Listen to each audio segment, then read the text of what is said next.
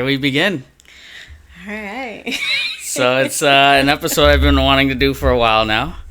Um, we have Sabrina on here. I call her Sabri. How you doing? I'm good. How are you? Good, good, good. Just trying to set things up by myself now. I usually have Moon over here, so it's like a little weird. Yeah. Yeah, because we've been having some audio difficulties lately. Technical difficulties. Yeah, more than just technical. We've been having some Barco mess ups lately. Yeah. Yeah, okay. Yeah, I think we're good now. Okay, cool. So, let's get started. How was your day today? My day, it was busy, but Busy? Why? What'd you do? I worked today. Yeah? Yeah. Okay. What else? Oh, I woke up early, made breakfast. Yeah? What'd you make? I made avocado toast. Avocado with, toast? What are those eggs called? What are those eggs called? Okay, when you flip them. Over easy? Over easy. Okay. Yeah. So you made eggs over easy, Yeah. and that's good. And then, so you woke up, made eggs, then you left to go to work? I made coffee before I made the... Oh, nice. Okay. Yeah. Okay. And do you make good coffee? I think I do. Do you think you do? But that's Do you get not compliments? That's not me being biased. Yeah, you like my coffee. I made you coffee. Yeah, I do. It's different than my mom's. My mom, I don't know how to explain both your coffees, to be honest. Yeah. Yeah, like I like both of yours in a different way. I don't like Dunkin's, and I don't like Dunkin's avocado toast. I like their avocado toast. Uh-uh. I just don't like their coffee. I'm a Starbucks person. It's like it's too sweet or something. Yeah, I could see that. Wait, with the avocado? Yeah, like it's like too sweet. it's like sweet avocado. Maybe it's because it's sourdough bread. Maybe you don't like sourdough bread. Maybe. It's probably not your thing. That could be pretty it. Good. That could be it. So yeah, if you don't mind me asking, what do you do at work? Like, what's your title? All right, I am a customer service manager at a grocery store. Okay. And what do you do as a customer service manager? Do you just talk to customers all day? Like, what is that? So I manage cashiers, service clerks, the clean team, the head cashiers, which are like front end runners, and the courtesy booth and bookkeepers. Okay. It's a So, big department. how many people is that right there that you're managing? About I think I have 70 employees. I used to have like 100. Mm. So yeah. So why cut in 30? Did they just reduce headcount altogether, or did they cut positions? No, like people leave a lot of school kids, like college kids. Seasonal? So yeah, so it's like seasonal. Some of them will be local, so they'll come back whenever it's school break, but the majority of them like went to different universities in different states. So Okay. Yeah. How do you like it? Like, so you're managing people, you're managing customers' expectations, and you got your people above you that are pressuring you to do a lot of different things. Whether it's the small things like morning huddles every day, or can we make sure we're charging people for bags? How do you balance all of that? How do I balance all that? Take it a day at a time. I don't know, task by task. I enjoy it though. I enjoy it more so dealing with the customers. Like even though you have the crazy ones, it's still like, in a way, it's like you're never bored. Yeah. Yeah. Wait, Different personalities. Like what crazy ones? Do you have any stories? I have a lot of stories, but crazy ones. People will literally fight you physically For what? over prices. Over eggs? This didn't ring up right. I get it free. Okay, but they first we have to make sure it's the right barcode, that you saw the right sign, because sometimes customers will think like a sign is for that item when it's for like the item above it. Actually, I'm one of those people. I ring it all like, wait, Oh no, sir, you priced the logs underneath there instead of the lighter. It was like, dang, I paid $15 for this lighter, or $5 for logs. Exactly. So we got a lot of people like that. So which ones are the crazier ones, the employees or the customers? Oh, the employees are just as crazy. They're like their equal set of crazy. Really? Yeah, because then you'll have like the employees that like, you try to help them, you want them to do better, and then when they don't see themselves like in a higher position, they want to blame you. Oh, it's because you favor this person over me. But in reality, it's just like, no, you suck. Do you like get a lot of people trying to like cut behind your back to go to your manager to try to snitch? Yes, all the time. Yeah. All the time. I've been a customer service manager. Ooh, for how long? I feel like we talked about this. Maybe 7 years. 7. 7 years, and of course, since I got in that position till now, so many people like, because they want their way, they think by going to my boss that they're gonna get it. But the good thing is I do have a good boss that backs me up. That's good. That's good. Yeah. I mean, that's what helps. That's what makes the difference. It just sucks that your employees do that. What about like how is it during like day one of the new month, or like first 3 days of the new month when EBT's out? It gets crazy. I bet everyone's at the store rushing. Oh yeah, you get the EBT, Social Security checks. It used to be like before they had online shopping. It used to be ridiculous in the store. Like I'm talking like lines to the aisles. But then we got the luxury, after COVID, where like now you can pay online with your EBT card. You couldn't do that before? No, you couldn't do that Wow. before. At least not at my store, you couldn't.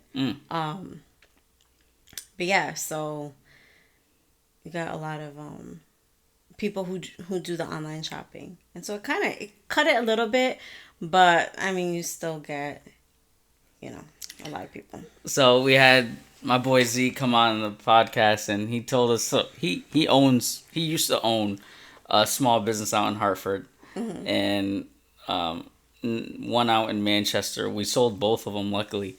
But he would always tell us stories with customers and whatnot. Do you have any stories up in under your sleeve?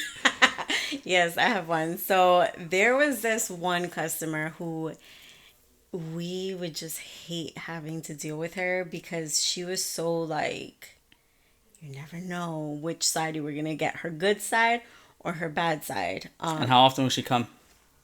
Oh, every week. Mm-hmm. Every week she was there. And I remember they caught her stealing during Valentine's Day. She had stole like chocolate covered strawberries.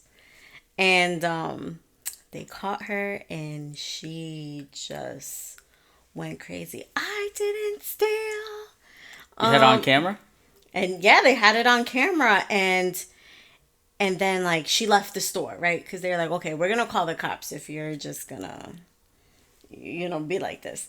And I remember later that night I was closing, so that was in the daytime.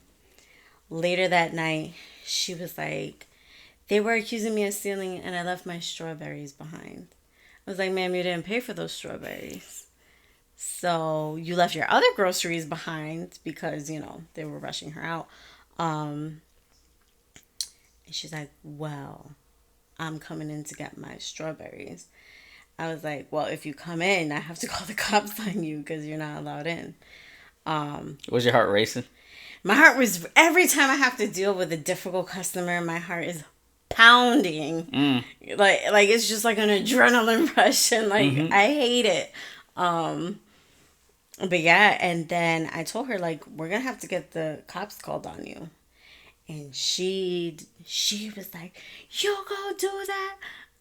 I'm gonna get my lawyer. Like, it was horrible. And mind you, I'm by myself at night, so I don't have nobody else to like help me out. At the time, we didn't even have loss prevention at night.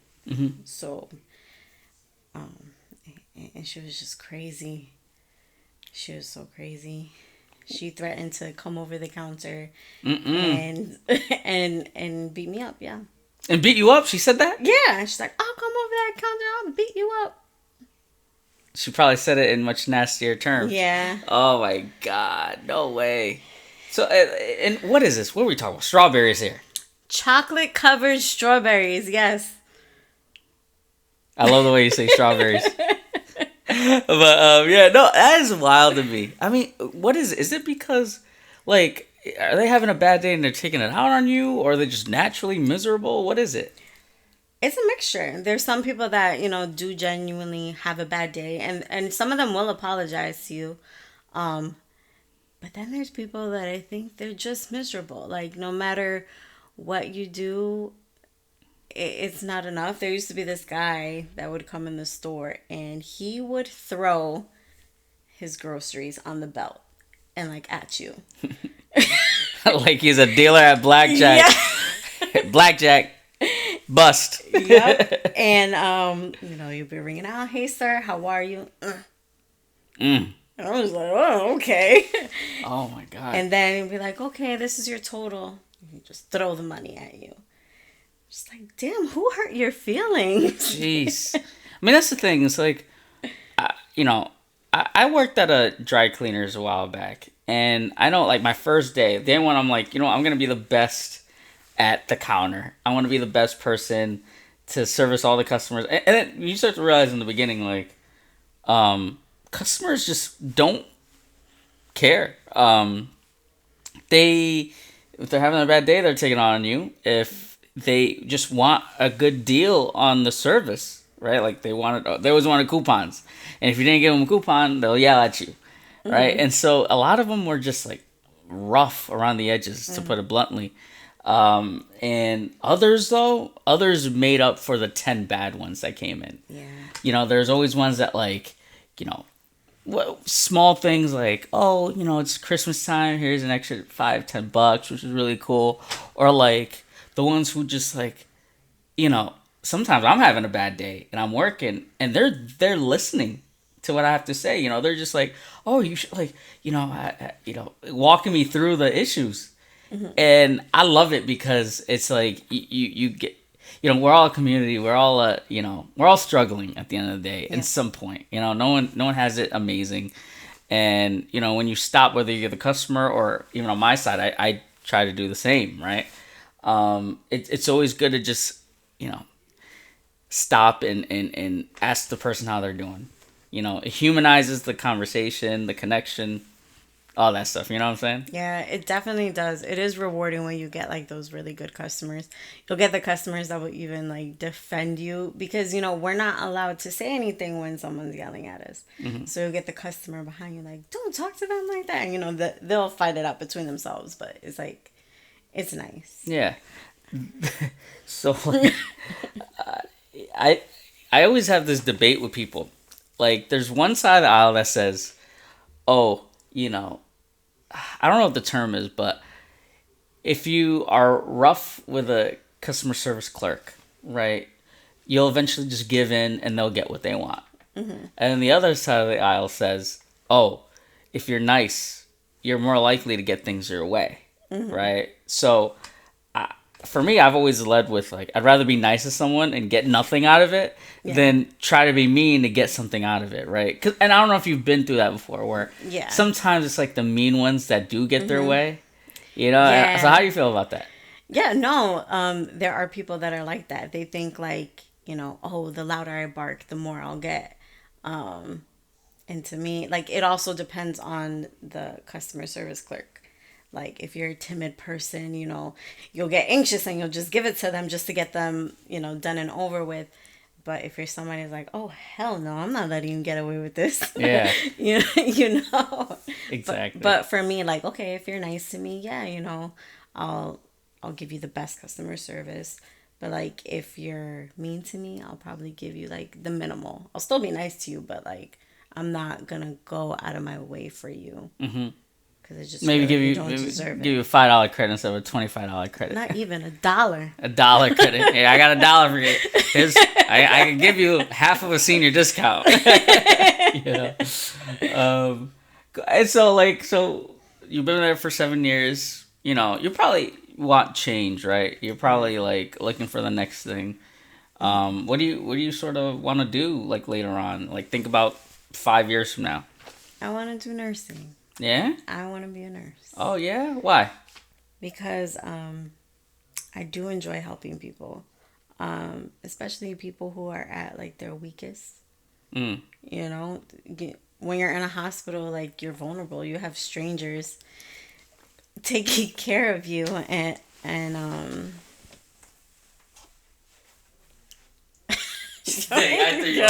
you threw me off. You threw me off so bad. Oh shoot! What happened? You're thinking about. This is the best episode ever. What the? Okay, hold on. That's technical difficulty. All right. Back like we never left. So yeah.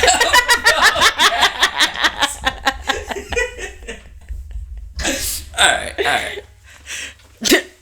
right. So.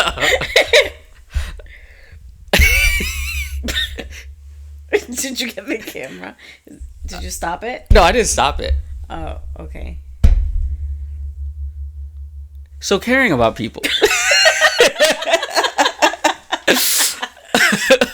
What about caring? I don't even know where I was. All right. So why do you want to become a nurse? Oh, because I like to take care of people. Like I care about people, and when they're, especially being in the hospital when you're at your lowest. Mm-hmm. I mean, not lowest, but you know, you're vulnerable. You have complete strangers taking care of you. Nowadays, some people can't even see their family because, you know, COVID changed all that. I just want to be that person. If I could be that light in someone's life, taking care of them, I feel like that gives my life purpose. Where do you think that care that you have comes from? Oh, my mother. Yeah? So you think it's genetic? It's straight genetic? It's just genetic. Like, what is it? Do you think if it's in you, do you think you can lose it due to your life circumstances? I don't know. I feel like it'll always be there. Like even, you know, I've been through a lot. People taking advantage of that caring nature that I have. But somehow it's just never left me. Like even when I try to not care as much, I still care. There's still that little like Care Bear in me. Care Bear. It comes out. Even if you're mean, you can't be too mean, huh? Yeah, even when I'm mean, like a lot of the times, especially with my friends or family, like I'll be mean and then I go apologize after. Yeah, I know. I'm sitting here like, listen, you didn't say bless you. I get it. Next time you will. No, I'm joking. But okay, and I think the same with me too. There's so many times where, but see, I think a different way too. There's so many times where I'm like, okay, I can try to be tough, but I'm only tough to a certain extent. Yeah. And it takes a lot of energy. I feel like with other people, it takes zero energy, and they're the most, difficult or the most mean, right? Yeah. They don't care. People just simply don't care out there. Mm-hmm. And I think for me, I had to realize that early on, like, I'm not going to have the same sort of respect, kindness, or love given to me as I give to others. But what does come into play, or what I do think about, is I'm not going to let anyone else's grief determine mine, right? I think that's the stubbornness in me. Like, wait, you're having a bad day? You're gonna let me have a bad day? Nah. No, let's not go there. So I think, like I said, I'll be temporarily. I'll try to put my foot down and stuff like that. But then I go right back to my, you know what? I care for the guy. I care for the girl. You know, Yeah. and it's innate in me too. I think the empathy is really. I think a lot about others more than myself, and that is a scary place to be. But it's the most natural state for me. Yeah. How about you? It, like you said, it is scary. But I love it. I love being caring. I love showing kindness. You know, it's like being like Jesus. Being like Jesus. Yeah, like being a reflection of him, not like him, but a reflection. I like that. You know what? Hold on.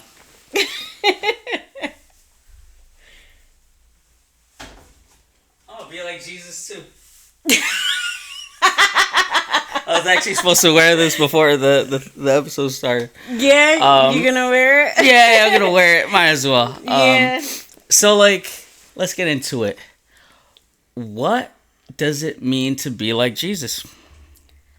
To be like Jesus. And be is a that reflection, not like him, because I don't think anybody could be like him. I was gonna say, is that like what's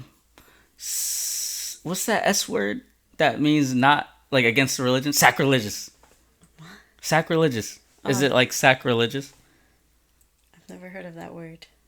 Is it like I don't even know how to explain it. Is it like bad to say in religion to be like Jesus? But you said reflection of Jesus. Well, I mean, to me, it's horrible to say because I mean, none of us could be like Jesus. Mm-hmm. You know, like I don't think any of us would be willing to sacrifice ourselves for like people we don't even know. Mm-hmm. But to be a reflection, to So what does that mean? different. To be a reflection, so like, how do I word this without saying like Jesus? What are Jesus's To have qualities? his characteristics. Yeah, like what are his attributes? To be kind, to be loving, overall loving, because that's what Jesus was. Jesus is love. Yeah, just be nice to even people that you don't even like. Like, just be nice. Understand. Is it being sacrificial? Like he was? Yeah, in some senses. Like I think of that like in terms of like I sacrifice a lot of time for people, whether I know them or not.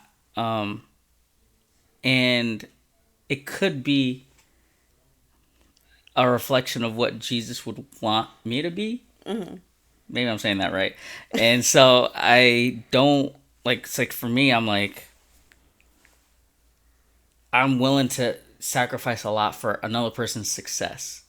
And although I'm not gonna make the ultimate sacrifice like what he did, Yeah. I'll make the ones that I can, as long as it doesn't destroy me. Yeah. Putting others before yourself. Okay. But at the same time, having discernment to know, when too much is too much. You weren't always into religion and being in the Bible, right? No, so like I grew up in the church. I grew up in a Pentecostal church. But I was a wild kid.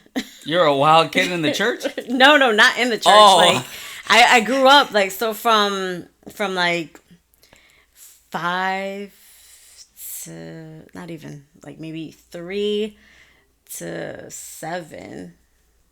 I was in church, and then after that, I was just like,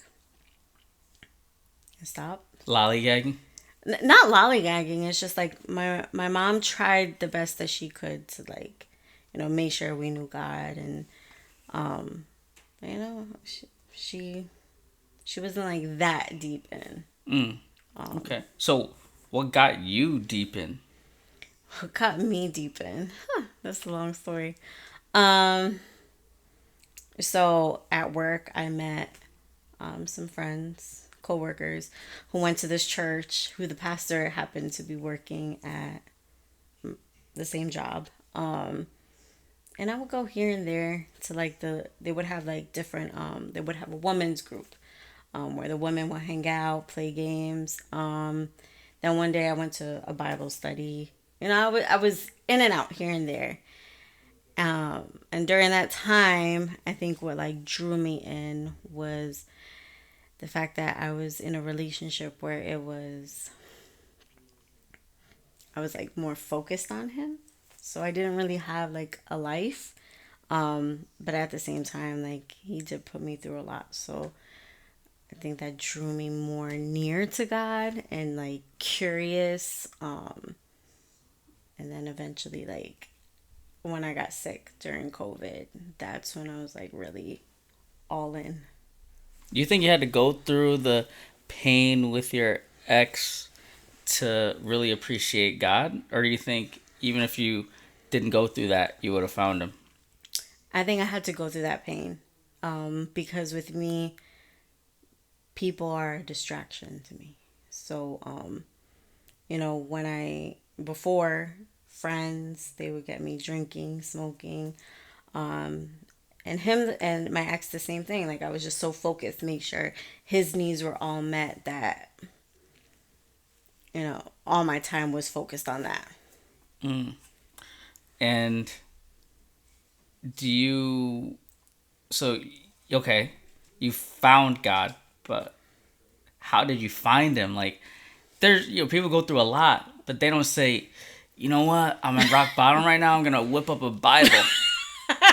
So, so yeah, it's like laying down on the bed. Hold on, where's my Bible? Where's my Bible? So how did you get to it? Like what was it that was that bridge that got you to reading or going to church? My pastor, she played a big role in it because the way that she taught, the way that she taught Bible study, and even just listening to her sermons, it was like it wasn't like, oh, do this or you're going to hell. It wasn't like that. It was relatable. It's like you're going to make mistakes. It's gonna happen. But you just have to like forgive yourself and ask God to forgive you.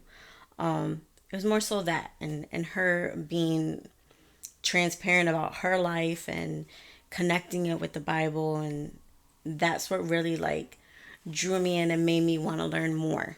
Mm-hmm. Um.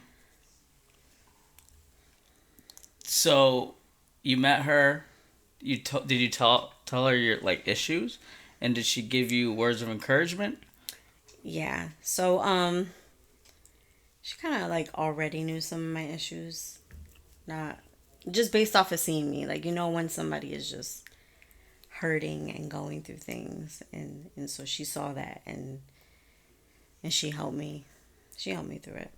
So do you think you would have been like okay? So what do you do now like with the church? So now I am the church secretary. Um, so like I make appointments when people want to see the pastor. I'm part of the praise and worship team. So I sing, um, and I'm part of a mentorship program that we have. And so I'm a mentor as well. I'm also thinking about it now, I do a lot. I also teach the little kids about God on our Friday services. And You do activities with them, right? I do activities with them. What Yeah. was the last one you did with them? The last one we did was we learned about Moses parting the Red Sea. And so I took like this Tupperware bucket and I filled it with water. And then I put black pepper on top. And then I took like this little people figurine and you put Dawn dishwashing liquid soap at the bottom. And then when you put it on the water, it parts the pepper. So it looks like it's parting the Red Sea, and the kids really loved it. Yeah, that's awesome. They really I mean, it's loved those activities that get them like physically looking at things like parting to connect the concept to Exactly. And then we played this game where I had like a walking stick that my dad made. And so the kids had to pretend they were the waters. So they would line up in twos. And then when I held the staff up, they would part. And then when I put it down, they had to like run back together. Wasn't there an issue with that stick? Yeah. One of the kids ended up hitting another kid with the stick when they were Moses. Moses swinging, hitting people after parting. They're about to part their brains. Oh my god. What? Okay, that's awesome. So like, okay, think about like the outsider. Like think about you right before you were at church. And let's say someone who's not going through something like you went through, right? You come across them and you're like, you know what? You have something in you. I feel like they need Jesus in their life. You don't know why. God's telling you that you need to go evangelize or you need to get them to come to church. Okay? What do you go and say to them? I wouldn't even know. No one would. I think the best I got is, hey, my church has Friday night services. Do you want to, instead of go to the club, join me? You wouldn't like say like a verse? Or you wouldn't say like, because again, it's not like you need to say like one sentence to them. Like you have like 10 minutes with them. 10 minutes with them. So you walk up to them and you're like, listen, I have this weird feeling that just came over me. And I need to talk to you about this. Do you have like 10 minutes? They say, yeah. And then you say, there's a verse in the Bible. I know you may not be, in the Bible or not. I don't know what religion you may be. But this verse from Psalms 91 that I keep open every night, okay? It has to do with blah, blah, blah, right? And then you say this verse. And then you tell them, like, or I don't know if you tell them this, but you say, listen, I feel like you should go to church with us one night. What would be the verse that you'd say to them? And what would be, like, sort of the follow-up to that? To really get them to get into the church. Oh, that's a good one. I think it's the one that I always tell you about. I suck because I don't remember the actual verse. But I know it's like, be still and know that I, the Lord, am your God. You have it up there. You have it somewhere over there. Be still? I think it's be still and know. Each of you should use whatever gift? No, not that one. The one with the boat. Peace, be still. Maybe that's not it. So, okay. So, all right. I know it's just like, be still and know that I, the Lord, am your God. Okay. And so you're going to say that. What would you like relate something in your life? Like, would you tell them, I went through X and God took me out of it? Or, like, what would you say afterwards? What would I say afterwards? Like your pitch. If I'm structuring your pitch for you. Oh, wow. Your 10-minute sales pitch. Yes. Whoa. Yeah, evangelize okay. pitch. So you go up to them, you say what I said. The hook, right? Do you have 10 minutes? I just want... something told me to come to you.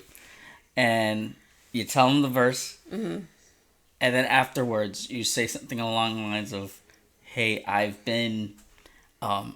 I've struggled a lot with X. And there's this pastor at my church who has opened up doors for me and allowed me to see things in my life that I haven't seen ever before. And I'm X years old, right? What would you say? Like, taking that formula, what would you say? And think about me being the person who you're trying to convert. Okay. We already had the verse, right? Be still. Be still and know that I, the Lord, am your God.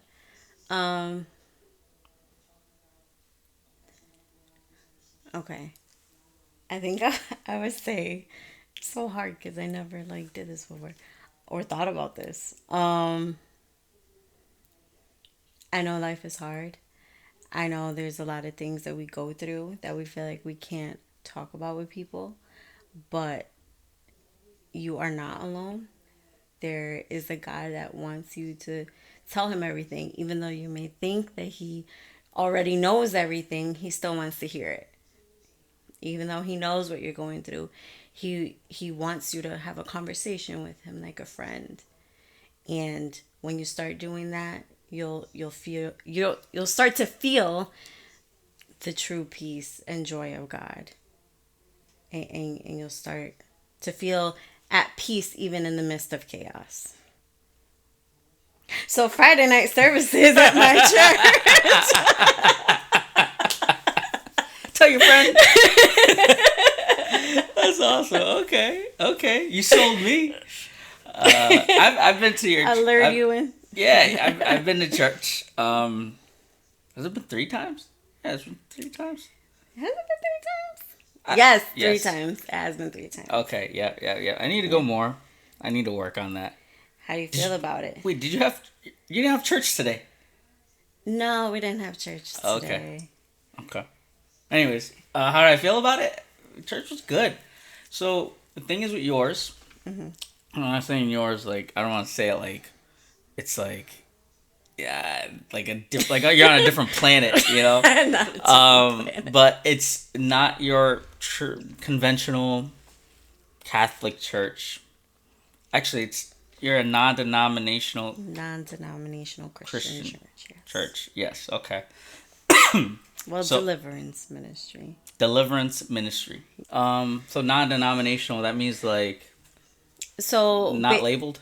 No. So basically, like the teachings are solely like what's in the Bible. Okay. Because you got a lot of like different things that like break off into different sections that they put more emphasis on one part than another. It gets confusing. But. Okay. And I mean, I've been to your church. We've thought, and I was going to talk about my experience. It's really active. It's a lot of participation. It's not you sitting there, you read a Bible, you sing along, like in Catholic churches. Yeah. You're up there on the stage with the pastor, and you're doing a lot of congregational, how do I say this? There's a lot of interaction amongst members. So the only interaction I had in Catholic church was peace be with you. And everyone says peace. Yeah. In yours, you're doing workshops. You're doing, I think it's called deliverance. Yep. It's a deliverance ministry. So okay. Which is basically healing. Like, they pray for you, prophesy to you. I don't know if that makes sense. So they pray for you. They prophesize things in your life. Yeah, I'm prophesying through the Holy Spirit, though. It's not like, okay, card reading or anything. Yeah, okay, yeah. Okay, cool. So, yeah, through the Holy Spirit, prophesying, because God uses them as vessels to give out the message that he wants to send to that particular person. Got it. And healing. There have been people there was this one lady who, she could not see. I wasn't sure if it was like both her eyes or maybe one of her eyes. I remember for one of our events that we had at the church, and she said when praise and worship was singing and the pastor started praying for her, she could see again. Really? So yeah, it was. I believe it was one of her eyes. So it's like spiritual and physical healing. Spiritual and physical healing. Yeah. Wow. Because that is the gift that God has given us when you accept the Holy Spirit into your life. Yeah. I like that. Yeah. And like, what are some of the challenges with 'cause it's like with any church, right? there's a lot of people either actively participating or not. So like, do you have a lot of that, like where people, like it's hard to get together and do like a food drive or whatever it is? Sometimes it is hard. I get it. Like different people have their own lives and stuff like that. Kids they have to worry about. So sometimes it is hard to get, depending on people's schedules, hard to get them to participate. But for the most part, when there's workshops and stuff like that, they participate in things like that. Do you feel like even someone like yourself or even them, um, like kind of lose faith a bit, and like there's like you need to put the paddles to them to re-engage. Resuscitate. Yeah, right. Like and if that is the case, like what do you do when you feel like you're losing faith? When I feel like I'm losing faith,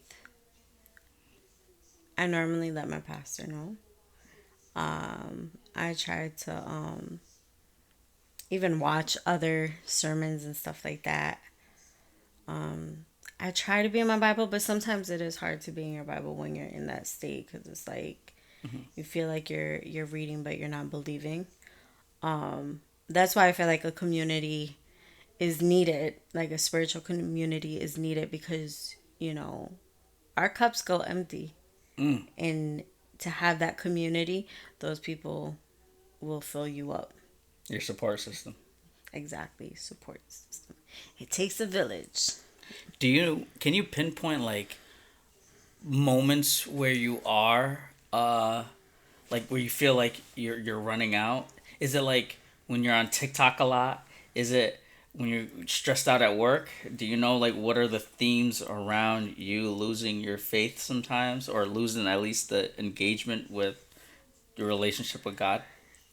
It's when I don't want to go to church. Like, I'm not gonna go.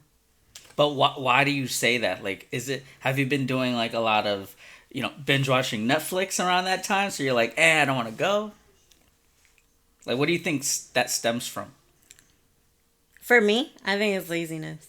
Laziness? Yeah. So what, you just you work hard all day, you get out of work, you're like, I want to be lazy today. I don't want to go anywhere. I don't want to go to church. Yep. Okay. Yeah. And do you think, so quote I always live by is, the idle mind is the devil's playground. So that laziness, do you think that that's the devil trying to get in and interject between you and your relationship with God? Of course, because it's like, oh, let me tell her she's tired. Let me like whisper like, oh, you're tired. You work hard. Go to sleep. And then that becomes like one day turns into like a whole month. And yeah, of course, especially like I feel like the devil wants to get you there because you're a person of faith. And what's a better way to really stick it to God than to get one of God's people to turn on him? And I think, what's interesting is it's not blatant, right? And I think we've talked about this before. He's not going to just try to take you away completely all in one shot. He's going to chip away at the faith. He's going to chip away at your relationship. Yeah. And over time, like you said, it goes from a day to a week to a month. And it's like a gradual thing where it's going to be right under your nose. And you're not going to realize till it's too late or till when you're really deep in. Right. You're going to have to work harder to get out of that, Yeah. You can totally lose your momentum, and I think that's a lot of people who they let work and they let other life hassles get in the way of the relationship with God, and that's just the devil putting something in there to block them. Yep. And it's hard to see, especially when you have close friends going through that, right? Yeah, it's definitely hard to see. And it's hard because you may have like someone throwing a lifeline out at you, like, oh, like don't, come to church, right? You get that text message from Sabrina saying, why aren't you at church? And then you look at it, you don't text back, you feel bad, but it's like, you know what, like I can't deal with that right now. Right. You got to get that out of your head. You got to get that mindset out. You do. It's a dangerous mindset to have. But okay, that's good. Do you think like you have because again, you're like think about you now. You're empathetic. You're caring. So caring. You want to be a nurse. You're in church. You're caring for these kids. You're caring for other people in your congregation. Like, why? Like, what do you think? What do you think is like the next chapter for Sabrina? Like, there's all this that's happened, you know, in the last few decades for you. What's next? Like, yeah, you're gonna become a nurse, but what's the bigger mission? You're gonna build a church. What are you gonna do? I want to build a church. That is my mission.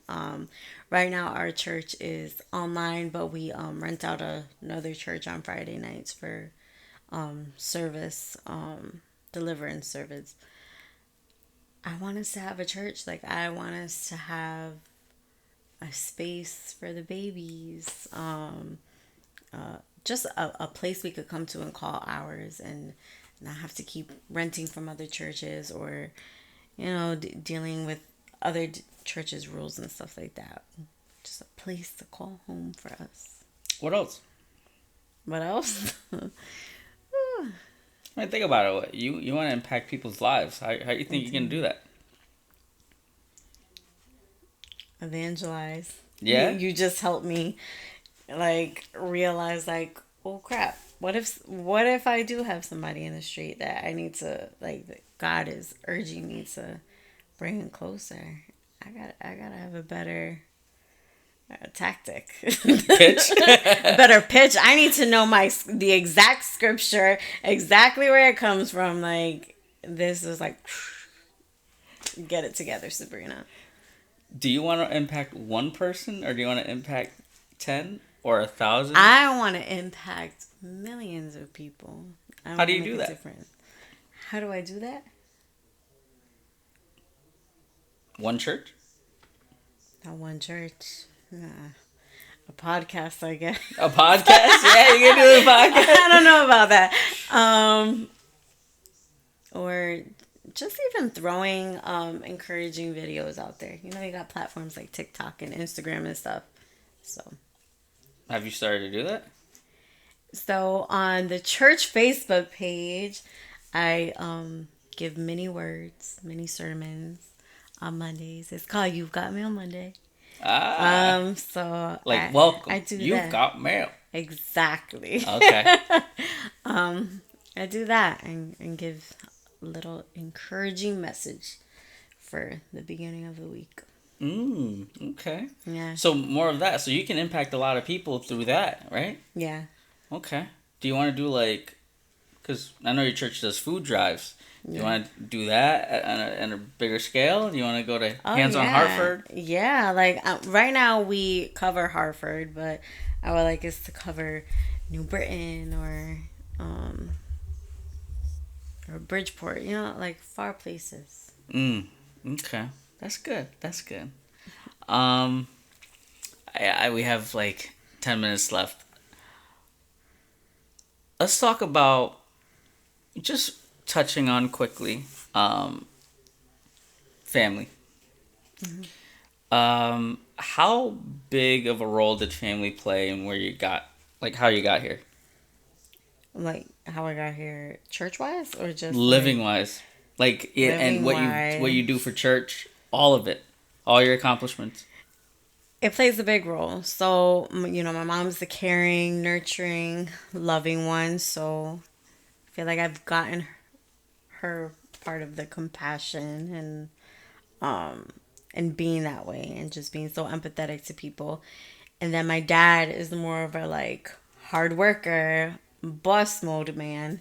So I feel like that helped me a lot work wise and being a hard worker, and also being, a boss when I have to lay down the law at work.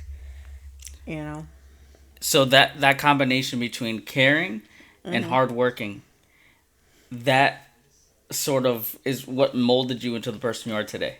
Yes. Okay. What do you think are the traits that you need to do or need to hone in on, or any bad traits you need to shed away in order to get to the next level of yourself? I think at times I need to how do I word this? Be more understanding or patient sometimes with people. Like, even, if my mom is like catching an attitude, I need to understand, like, okay, maybe she had a bad day, like, and not give her back that same energy. I think sometimes I could be short-tempered, so trying hard to remove that out of my life. I like that. Anything you need to be less of? Or wait, just less tempered, more patient? I think they're the same thing. I don't know. Are they? Maybe. So you were more patient, Uh-huh. but less of what in a different Less category? of what? I mean, I don't think I need to be less of anything. I feel like I have just the right amount of caring, loving. I don't know.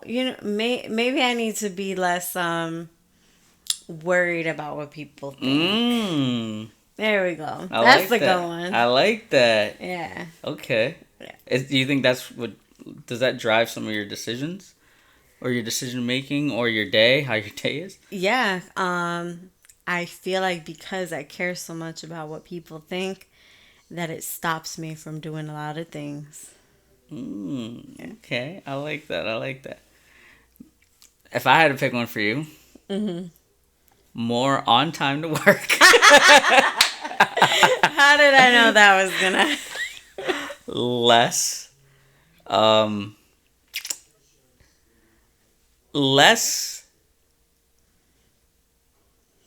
I think it's the same thing that you said. Like, less worried about what people think of you, but digging a little deeper.